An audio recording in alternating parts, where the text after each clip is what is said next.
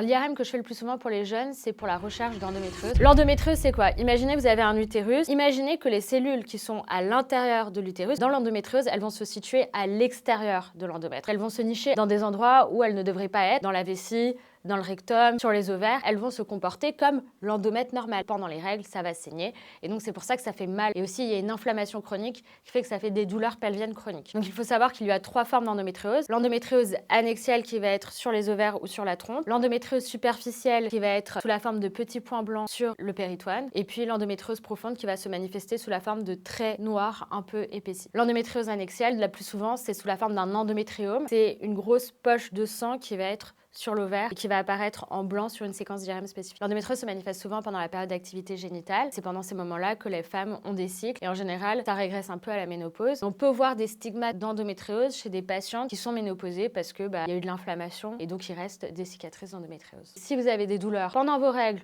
ou même en dehors des règles, ce n'est pas normal et il faut consulter un médecin généraliste ou une sage-femme. C'est lui qui décidera de vous prescrire ou non une imagerie complémentaire.